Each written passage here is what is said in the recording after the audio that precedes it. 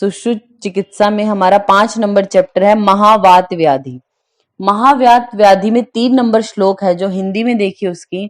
कुछ लोगों का मत है कि वात शोणित 2 प्रकार का, उत्तान और गंभीर। कौन ऐसा बोलते हैं? आचार्य चरक बोलते हैं कि उत्तान होता है और गंभीर।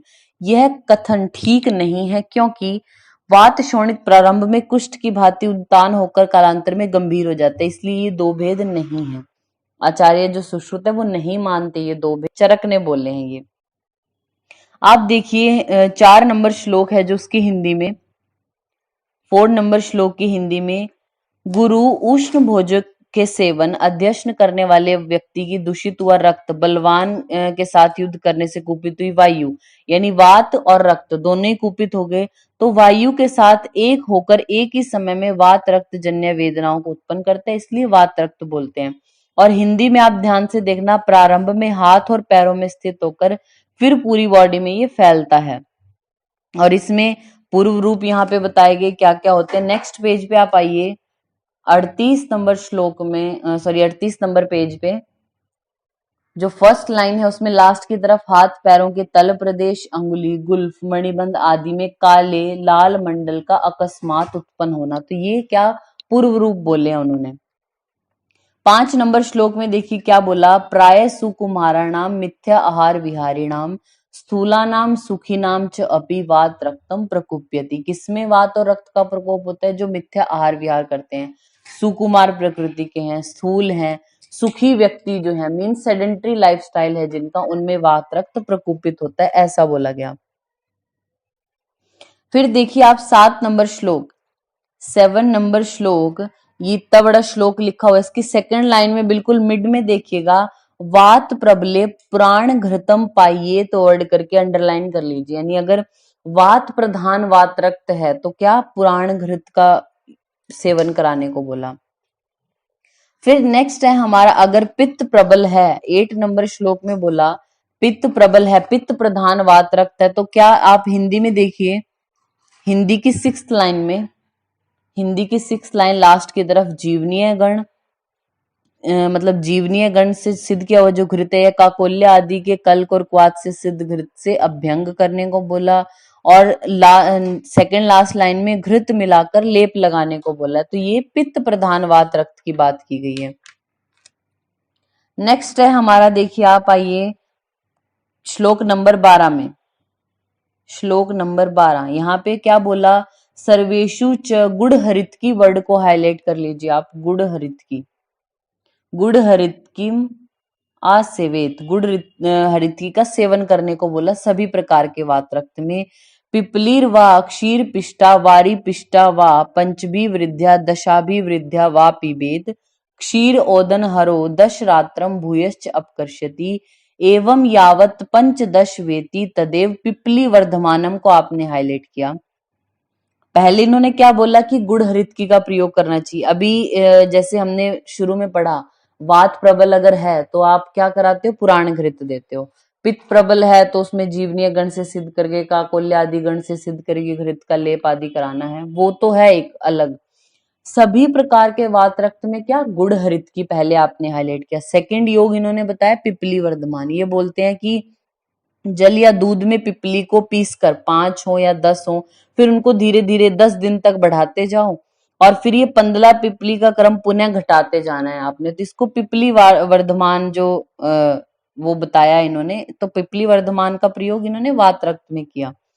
फिर आप देखिए ये जो हमारा श्लोक है हम पढ़ रहे थे 12 नंबर श्लोक, इस श्लोक में 7th लाइन में पहला ही वर्ड है पिंड तेल अभ्यंगम, को हाईलाइट कर लीजिए आप, पिंड तेल से अभ्यंग करने को बोला। तो 3 चीजें आपने हाईलाइट की हैं जो हमारे आचार्य सुश्रुत है उनके अकॉर्डिंग वात रक्त में, एक तो गुड़ हरित की, एक पिपली वर्धमान याद रखना है, और एक पिंड तेल से अभ्यंग करने को उन्होंने बोला है। और 12 नंबर श्लोक की सबसे लास्ट लाइन में शोणित मोक्षम च अभिष्णम कुर्वती, यानी निरंतर, यानी बार बार उसको क्या, रक्त मोक्षण कराना चाहिए। और उच्छ्रितेष्ट दोषो, बढ़े हुए जो दोष हैं उनमें क्या कराने को बोला, वमन विरेचन आस्थापन अनुवासन कर्म कर्तव्य, यानी वमन विरेचन आस्थापन अनुवासन आदि कर्म भी करने को बोला है। आप यही पेज के बॉटम पर लिख लीजिए, पेज के बॉटम पर गुड़ हरित की और एरो करके लिख लीजिए वात, अर्श और उदर रोग। गुड़ हरितकी का वर्णन वात रक्त में भी आया, अर्श में भी आएगा और उदर रोगों में भी आता है। फिर है हमारा 13 नंबर श्लोक, उसमें जस्ट हिंदी में देखेंगे। पटोल है यानी परवल जो होता है, त्रिफला है, शतावरी है, गुड़ूची है, कटुकी है, इनका क्वाथ पीने के लिए बोला है। अगर आपको वात रक्त है जो उसकी वेदना को शांत करना है तो ये करने को बोला गया है। फिर नेक्स्ट है हमारा, यहाँ पे बोला गया है, देखिए हमारा जो 17 नंबर श्लोक है उसके नीचे से वर्णन है अपतानक का। तो अपतानक आपको पता है, अपतानक में दोष हमारा होता है वात, तो जो हेडिंग है उसके आगे वी लिख लीजिए, वात। फिर इसकी यहाँ पे चिकित्सा बोली है, यहाँ पे क्या बोला, इससे नीचे वाले ये जो 5 लाइनें हैं हमारी श्लोक की, तो देखिए तत्र प्रागेव स्नेह अभ्यक्तम, पहले स्नेहन देना है। स्विन्न शरीरम, स्विन्न यानी स्वेदन देना है। अवपीड़ेन तीक्ष्णों को हाईलाइट कर लीजिए। जो अपतानक का पेशेंट है उसकी चिकित्सा कैसे करने को बोली कि पहले स्नेहन कराओ, फिर स्वेदन कराओ, फिर तीक्ष्ण अवपीड़न देना है आपने, यानी अवपीड़न जो नस्य है वो करने को बोला, यानी सिर, उसके सिर की शुद्धि इस प्रकार से, तो तीक्ष्ण अवपीड़ नस्य देने को बोला। फिर नेक्स्ट आइए आप, नेक्स्ट आते हैं हमारा 18 नंबर श्लोक में, 18 नंबर श्लोक। इसकी हिंदी में देखिए, 10 दिन तक वेग की शांति न होने वाले रोगी की चिकित्सा स्नेह, विरेचन, आस्थापन, अनुवासन द्वारा करानी चाहिए। वात व्याधि चिकित्सा विधि का प्रयोग तथा रक्षा कर्म कराने को इन्होंने बोला। नेक्स्ट है हमारा यहाँ पे 19 नंबर श्लोक है, जो वहां से पक्षाघात की चिकित्सा स्टार्ट हुई है। तो पक्षाघात में आप सेकेंड लाइन में देखना, चिकित्सा में प्रथम स्नेहन और स्वेदन से युक्त रोगी को मृदु संशोधन करा के शुद्ध करके अनुवासन और अस्थापन बस्ती देने को बोला। और समय का अतिक्रमण किए बिना आक्षेप की चिकित्सा विधि, जो आक्षेप में ट्रीटमेंट करना है वो पक्षाघात में भी बोला, बाकी स्नेहन, स्वेदन और मृदु संशोधन। और इससे 4th लाइन में बोला मस्तिष्क शिरोबस्ती देने को बोला है। अभ्यंग में अणु तेल, उपनाह में शाल लवण, अनुवासन में बला तेल का यूज करें। इस प्रकार आलस्य रहित होकर 3 से 4 मास तक चिकित्सा करने को बोला इन्होंने पक्षाघात की। नेक्स्ट है हमारा 20 नंबर श्लोक में देखिए, 20 नंबर श्लोक इस हिंदी में मन्या स्तंभ में हमारा वात और कफ दोष है, तो क्या बोला, वात कफ नाशक नस्य दो और रुक्ष स्वेद द्वारा उपचार करने को इन्होंने बोला है। नेक्स्ट है हमारा 21 नंबर श्लोक में अपतंत्रक के बारे में बोला। अपतंत्रक आतुरम न तरपियत को आप, न अपतर्पियत को आपने हाईलाइट किया, न अपतर्पियत यानी उनको लंघन नहीं कराना चाहिए अपतंत्रक वाले को। वमन अनुवासन अस्थापनानी न निषेवियत, यानी वमन, अनुवासन और अस्थापन का प्रयोग भी नहीं कराना चाहिए। तो आपने हाईलाइट किया, आचार्य सुश्रुत बोलते हैं कि जो अपतंत्रक का पेशेंट है उसको ना तो आप लंघन कराओ, ना वमन, ना अनुवासन, ना फिर अस्थापन बस्ती देनी है। करना क्या है फिर हिंदी में आप देख सकते हैं सेकेंड लाइन में, वात और कफ के अवरोध यानी श्वास को तीक्ष्ण प्रधमन नस्य द्वारा आप दूर कर सकते हो, तो नस्य देने को इन्होंने बोला है। 22 नंबर श्लोक है जो उसकी हिंदी में है हमारी अर्दित की चिकित्सा। तो क्या बोलते हैं, अर्दित ग्रस्त बलवान और साधन संपन्न अगर रोगी है तो वात व्याधि के अकॉर्डिंग ट्रीटमेंट करें, तथा शिरोबस्ती, नस्य, धूम, उपन्हास, स्नेहन और नाड़ी जो स्वेद है उसका प्रयोग करने को बोला। फिर है हमारा 23 में गृद्धशी की चिकित्सा बोलते हैं। गृद्धशी विषवाची, क्रोष्टुक, शीर्ष, खंज, पंगु, वात कंटक, पाद दाह, पाद हर्ष, अवबाहुक, बाधिर्य और धमनीगत वात रोगों में अवबाहुक को छोड़कर कही हुई सिरावेद विधि के अनुसार सिरावेद और वात व्याधि की चिकित्सा, जो वात व्याधियों में हम नॉर्मली करते हैं वो करें, और बाकी सिरावेद जो विधि कहा गया था ना वहां पे कि गृद्धशी में कहाँ सिरावेद करना है, तो उस तरीके से सिरावेद करने को इन्होंने बोला है।